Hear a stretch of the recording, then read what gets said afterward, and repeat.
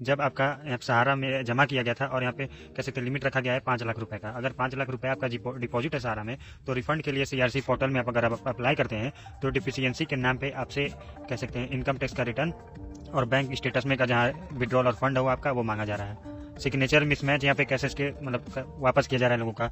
Multiple member यहाँ पे हैं, कह सकते हैं एक ही सोसाइटी में एक ही आदमी का कह सकते हैं कई लोगों का यहाँ पे मेंबरशिप लिए हैं, ऐसा कहा जा रहा है सीआरसीएस की तरफ से।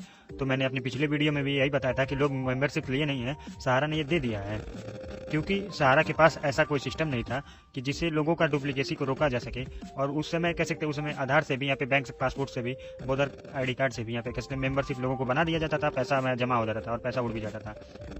लेकिन अगर ये सहार से सरकार के माध्यम से ये पेमेंट होने चला है तो एक आधार को सिर्फ यहाँ पे बेस बनाया गया है, जो एक सही भी है बहुत हद तक। लोग जेन्युइन भी है यहाँ पे, कह सकते हैं प्रूफ भी हो रहा है कि कह सकते हैं 1 करोड़ लोग यहाँ पे अप्लाई कर दिए हैं और वो भी आधार बेस सिस्टम पे। बहुत लोग ऐसे भी होंगे कि जिनका अभी तक आधार कार्ड नहीं काम कर रहा होगा, नहीं भी होगा। बहुत लोग यहाँ पे बताते हैं कि कह सकते हैं नेपाल में आधार कार्ड नहीं होगा तो क्या होगा। तो सबके बावजूद यहाँ पे कह सकते हैं, सबके बावजूद हम लोग आज इनकम टैक्स के बारे में बात करते हैं। और यहाँ पे कह सकते हैं जो भी हम लोग टैक्स के यहाँ पे कंसल्टेंट हैं, इंस्टीट्यूट के मेंबर भी हैं या फिर कोई भी हो, अगर यहाँ पे कह सकते हैं कोई भी ऐसा बात मैं आपको नहीं बताऊंगा जिसमें ये टैक्स का चोरी हो। टैक्स मनी यहाँ पे कह सकते हैं मैनेजमेंट यहाँ पे कराया जाता है, लेकिन टैक्स का चोरी कभी नहीं बताया जाता है। इसीलिए सरकार का राइट है, यहाँ पे कह सकते हैं सरकार का नहीं, यहाँ पे इनकम टैक्स डिपार्टमेंट का राइट है कि आपसे पिछले यहाँ पे 8 साल है, जो बीता हुआ साल है तब का डाटा आपसे मांग ले, अगर उसको कोई डाउट है तो, कि हाँ आपने टैक्स का चोरी किया है। उसी क्रम में सीआरसीएस में लोग यहाँ पे रिफंड में क्लेम कर रहे हैं। और इसमें अगर आपका हैवी अमाउंट है, अगर हैवी अमाउंट मैक्सिमम एजेंट लोगों का होगा, क्योंकि वो तो अपना कुछ जमा किए ही हैं, साथ साथ यहाँ पे कमीशन को भी यहाँ पे एफडी के रूप में यहाँ पे दिया जाने लगा।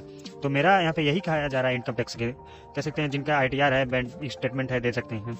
जब यहाँ पे री ओपन होगा यहाँ पे कुछ दिन के बाद पोर्टल, जब इस डिफिशियंसी को दूर कर लॉगिन करिएगा, यहाँ पे कह सकते हैं उपलब्ध है या फिर सुधारना है या फिर जो आपके लेवल का है। अगर इनकम टैक्स आपके लेवल का है, इनकम टैक्स आपके लेवल का है, बैंक लेवल आपके लेवल का है, तो सिग्नेचर का क्या रास्ता है निकालती है, मिसमैच है, तो इसका भी कह सकते हैं सहारा ने, सीआरसी ने यहाँ पे कह सकते हैं इसका कोई रास्ता बताया। जो यहाँ पे जो डिफिशियंसी आ रहा है बिना सहारा के सहमति से नहीं आएगा। यहाँ पे कंधा तो यहाँ पे सीआरसीएस का है, लेकिन यहाँ पे कह सकते हैं सहारा गोली चला रही है। और ये इसलिए लोगों को पोर्टल के माध्यम से यहाँ पे भुगतान नहीं पहुंचे और लास्ट में ब्रांच में जाना पड़े। आप मेरी बात को समझ रहे हैं ना, यहाँ पे और कोई मकसद नहीं है। ये शुरू से ही डराते जा रही है कि अगर आप सिस्टम से पेमेंट लेने जाइएगा तो आपका जीएसटी, इनकम टैक्स, बहुत सारे आपको दिक्कत आ जाएगी। और सरकार सहारा के माध्यम से करेगा तो इसमें ऐसे इसकी टोपी उसके सर वाला काम हम लोग करेंगे। अभी भी उसका यही भी टारगेट है कि इनकम टैक्स का डिमांड करा रही है, जो सहारा करा रही है। जो लोग एजेंट भी यहाँ पे क्लेम कर रहे हैं तो उनका भी थोड़ा इनकम टैक्स का यहाँ पे मांगा जाए। अगर यहाँ पे कह सकते हैं आप डिक्लेरेशन रिटर्न में दीजिए कि मेरा कमीशन रिटर्न था। अगर 5 लाख लोगों का 5 लाख अगर किसी का इनकम टैक्स रिफंड नहीं है तो जमा कर सकते हैं। एक कह सकते हैं एक ही साल, जरूरी नहीं है कि एक ही साल का इनकम है कि जो सहारा में जमा हुआ, मेरा पिछले 10 साल का पैसा यहाँ पे नहीं रख सकता है, या ये टेक्निकल चीज़ है। और विड्रॉल और फंड यहाँ पे जो खोज रही है, जो यहाँ पे बैंक से यहाँ पे निकला गया है, बैंक से निकला गया फंड चाहिए, तो क्या कहीं बैंक से निकलते ही पैसा जमा हो सकता है? पैसा यहाँ पे, पैसा का सोर्स यहाँ पे सिर्फ बैंक तक ही हो सकता है। जो खेती करते हैं, गाय भैंस पालते हैं, क्या वो बेच के नहीं सहारा में जमा कर सकते हैं? मजदूरी करके नहीं जमा कर सकते हैं? और एक ही यहाँ जमा पैसा यहाँ पे पिछले 10-15 साल से यहाँ पे कन्वर्ट होते यहाँ पे आ रहा है। और यहाँ पे आप लोग का 1 लाख था, 2 लाख हुआ, 2 लाख से 4 हुआ, 4 से 8 हुआ, 4 से 12 हुआ। हाँ, यहाँ पे इनकम हो रहा है, लेकिन जो यहाँ से 1 लाख से 2 लाख यहाँ पे सरकार सहारा कन्वर्ट करके देती है, वहाँ पे कह सकते हैं इनकम टैक्स डिपार्टमेंट यहाँ पे टीडीएस से क्यों नहीं पूछता है कि जब आप पेमेंट किए, जब कन्वर्जन होता है तो एक कंपनी से पेमेंट दिखाया जाता है और दूसरे कंपनी से रिसीप्ट दिखाया जाता है।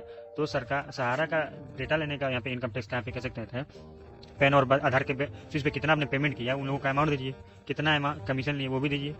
वो वहाँ पे नहीं ले रही है। लोग जब रिफंड के लिए क्लेम कर रहे हैं जिसका 10-20 लाख रुपए है और देने का बात यहाँ पे 10,000 है, अगर हिसाब पहले आप 20,000 का दे दीजिए, 20 लाख का दे दीजिए। सीआरसीएस का ये नया नाटक शुरू हुआ है। तो मैं आप लोग को यही बताना चाहूँगा कि ये सारा चीज़ खत्म होगा, या तो अपने आप ही खत्म हो जाएगा 10 दिन 20 दिन में, जब भी मीटिंग हो इन लोगों का और इन लोगों का थोड़ा बुद्धि काम करे, जो सीआरसीएस वाले ये नोटिस भेज रहे हैं, या फिर जब सुप्रीम कोर्ट का एक बार झटका लगेगा तब जाके ये खत्म होगा। खत्म तो एक ना एक दिन इसको होना ही है कि इनकम टैक्स का प्राइड तो है मांगने का, लेकिन पहले आप भुगतान तो कराइए। भुगतान के बाद अब पेन लिया जा रहा है, पेन नंबर लिया जा रहा है 50,000 से। और कह सकते हैं पहले तो टीडीएस कट ही गया होगा कई लोगों का, और टीडीएस कटेगा तो आरटीआर तो लोग भरेंगे ही। पहले तो लोग भुगतान कराना था, तब ना इनकम टैक्स का नोटिस देना था। लेकिन अभी भुगतान के लिए क्लेम प्रोसेस नहीं कर रहे हैं, पहले ही आप डेटा मांग रहे हैं कि आप कहाँ से ये पैसा जमा किए। इतना दिन से आप सोए हुए क्यों थे? क्या देश में जितने भी सोसाइटियां चल रही हैं जिसमें 5 लाख से अधिक यहाँ पे लोगों का पैसा जमा है, उसका आईटीआर मांगिए सीआरसीएस ने? या सीआरसीएस के एक्ट में यहाँ पे कोई भी प्रोविजन है यहाँ पे 5 लाख से ज्यादा यहाँ पे जमा करना है तो आरटीआर का कह सकते हैं ये लगा के जमा करना है? तो बहुत सारे ऐसा चीज है यहाँ पे जो सीआरसीएस के बस का बात नहीं है और उसके एक्ट में नहीं है, और उससे यहाँ पे कह सकते हैं बढ़ के यहाँ पे सहारा ने यहाँ पे गाइडलाइन में यहाँ पे कह सकते किया जा रहा है कि लोगों को परेशानी यहाँ पे हो।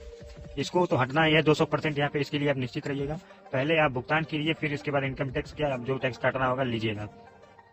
आप लोग यहाँ पे थोड़ा सा भी घबराए नहीं, जिनका ITI है वो दे सकते हैं, जो उनका नहीं है वो भी नहीं दे सकते हैं, कोई भी घबराने वाली यहाँ पे बात नहीं है। और डिक्लेरेशन फॉर्म में यहाँ पे एक बार जब आप डिक्लेयर करा लिए कि जब हम वैध जमा करते हैं, अगर हम कुछ गड़बड़ी करते हैं, गलत साइन करते हैं, तो मेरे ऊपर कार्रवाई की जा सकती है। तो फिर यहाँ पे आप नोटिस देने का यहाँ पे क्या मतलब है, फिर आपका यहाँ पे सिग्नेचर नहीं मिला तो इसका क्या मतलब है। इनकम टैक्स का यहाँ पे कह सकते हैं जो हम वैध कमाए हुए यहाँ पे इनकम टैक्स का यहाँ पे एक्ट के थ्रू यहाँ पे कह सकते हैं, हमने कुछ अगर गड़बड़ी रहेगा तो पैसा मिलेगा तो होल्ड कीजिएगा, जब तक पैसा यहाँ पे नहीं मिलेगा तब तक आपका स्कूपिंग नहीं हो जाता है। ये पहले लेना ही गलत है और ये डराने का प्रयास है ताकि लोग यहाँ पे क्लेम ना करें। बहुत सारे लोगों का 5 लाख से ज्यादा है, छोटे निवेशकों का यहाँ पे मैं बात नहीं कर रहा हूँ, बहुत सारे लोग यहाँ पे जिनका अपना कमीशन से लेके यहाँ पे अपना कमाई भी है और यहाँ पे 5 लाख से ज्यादा भी है। देने के बाद यहाँ पे मूलधन है और उसमें भी कोई भी नहीं कि डूबेगा कि मिलेगा, और इनकम टैक्स पहले ही ले रही है। इनकम तो हुआ नहीं, अभी टैक्स पहले ही आ गया, यहाँ तो पहले पूंजी ही डूब रहा है। यहाँ पे कह सकते हैं ये चीज तो जरूरी था सीआरसीएस वाले को कह सकते हैं कि यहाँ पे कह सकते हैं ज्यादा यहाँ पे आगे बढ़ के यहाँ पे नोटिस नहीं करें। आपका जो यहाँ पे सीमा है, जो आपका एक्ट है उसी में रहे, और इनकम टैक्स का काम यहाँ पे इनकम टैक्स पे छोड़ दिया जाए। अगर इनकम टैक्स का पैसा आपके अकाउंट में आ जाएगा तो खुद पैन कार्ड लग रहा है, वो नोटिस करके यहाँ पे जैसे हुआ है यहाँ पे कह सकते हैं इनकम टैक्स जमा कर देंगे। तो आप लोग भी घबराइएगा मत, आपका सारा डिफिशियंसी अपने आप खत्म हो जाएगा। मेल मुद्दा यहाँ पे आप लोग यहाँ पे अप्लाई करते रहेगा, डिफिशियंसी का क्या रीजन आता है देख ले, पहले सही रीजन है, यहाँ पे गलत अकाउंट नंबर डाल दिए हैं या फिर कुछ भी गलत डाल दिए, उसको आप करेक्ट करके रिप्लाई करिएगा। अगर ये प्लेन हो गया तो कोई बॉन्ड छूट गया उसका भी कीजिएगा आप। कोई गाइडलाइन यहाँ पे नहीं जारी हुआ है, जिसका मेच्योरिटी पूरा हुआ नहीं हुआ, जिसका नहीं हुआ क्या करना है, किसी का भी ऐसा मेच्योर मतलब यहाँ पे कैसे भी गाइडलाइन जारी नहीं हुआ है। तो यहाँ पे इंटरेस्ट का किसी भी चीज का यहाँ पे बात नहीं हो रहा है, चाहे वो MIS हो, चाहे वो FD हो, चाहे वो मेच्योरिटी नहीं पूरा हुआ हो। जब पैसा का पैसा देना है तो यहाँ पे मेच्योरिटी से यहाँ पे क्या मतलब है कि मेच्योरिटी मेरा 1 साल 2 साल बाद यहाँ पे पूरा होगा तब हम लेंगे।